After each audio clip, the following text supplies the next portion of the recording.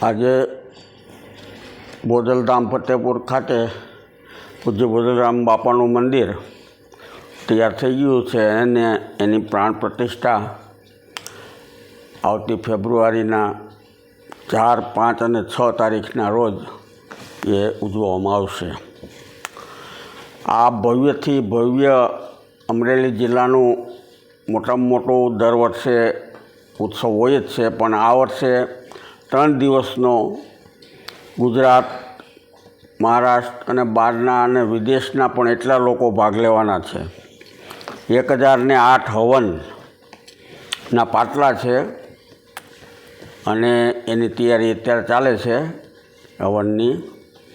એ ઉપરાંત આ મંદિર આજે એટલું ભવ્ય બન્યું છે કે જે મંદિરની અંદર તમે જોશો કોતરકામ, તો લગભગ ગુજરાતમાં આવું મંદિરનું કોતરકામ ક્યાંય જોવા નહીં મળે તમને। 1000 ઘનફૂટ ગુલાબી પથ્થર અને માર્બલના એ સંયોજનથી બન્યું છે। 2 માળનું મંદિર છે અને 95 ફૂટ પહોળાઈ અને 85 ફૂટ લંબાઈનું આ મંદિર આકાર રહી ગયું છે।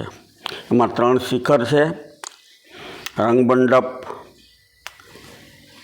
અને કુલ 122 થાંભલા છે। એમાં 41 થાંભલા એવા છે કે જેની અંદર લગભગ દરેક અવતારો એ ઉપરાંત 284 મૂર્તિઓ જુદી જુદી એમાં આપવામાં આવી છે, કોતરવામાં આવી છે। એમાં 8 લક્ષ્મીજીના સ્વરૂપો છે, 8 સરસ્વતીજીના સ્વરૂપો છે, ગણપતિજીના સ્વરૂપો બધા આ રીતે, અને દરેક દેવી દેવતાઓ અને આપણા સૌરાષ્ટ્રના, ગુજરાતના બધા સંતો, એટલું બધું ભવ્ય મંદિર બન્યું છે કે જે ખરેખર એકવાર જોવા જેવું છે। તો આ પ્રાણ પ્રતિષ્ઠા 3 દિવસની છે। એમાં પ્રથમ દિવસે 4મી તારીખે એ મૂર્તિઓની નગરી યાત્રા અને એ જે હવનના સ્થળ ઉપર બધી મૂર્તિઓને લઈ જવામાં આવશે વાતે ગાતે, અને ત્યારે પૂજ્ય મોરારી બાપુ એ વખતે હાજર રહેશે। એમનું ટૂંકું પ્રવચન અને એમને કથા હોય દ્વારકા, એ તાત્કાલિક અહીંયા આવી અને પછી દ્વારકા જવા રવાના થઈ જશે। બીજે દિવસે પણ એ જ રીતે કાર્યક્રમ છે। બપોરના ધર્મસભા છે 4મી અને 5મી તારીખે 4 વાગ્યાથી 7 વાગ્યા સુધી। એટલે 5મી તારીખે મુખ્યમંત્રી ભૂપેન્દ્રભાઈ પટેલ અને બધા આગેવાનો અને સાધુ સંતો એ ધર્મસભામાં એ લાભ લેશે। ત્રીજે દિવસે રાસ ગરબાનો બહુ મોટો કાર્યક્રમ રાખવામાં આવ્યો છે અને તે દિવસે પ્રતિષ્ઠા છે।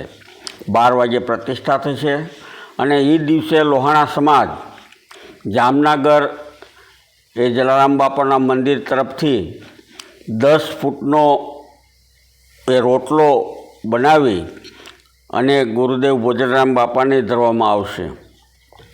આ રોટલો એને 200મી જન્મજયંતિ જલારામ બાપાની હતી ત્યારે એમણે બનાવેલો 7 ફૂટનો અને ગિનિસ બુકમાં એ વર્લ્ડ રેકોર્ડ થયેલો।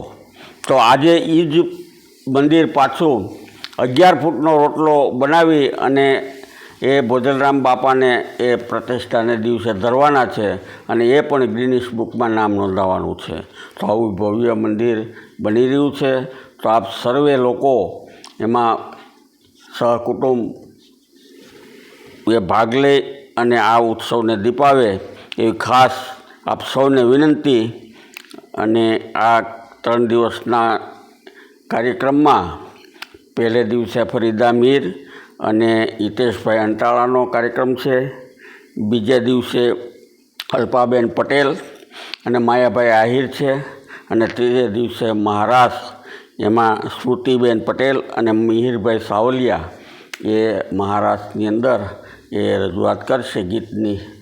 એટલે આવા ભવ્ય કાર્યક્રમમાં આપ સૌને પધારી અને આ ધર્મ લાભ લેવા માટે મારું જગ્યા તરફથી અને બોજા ભગત ચેરિટેબલ ટ્રસ્ટ તરફથી આપ સૌને નિમંત્રણ છે।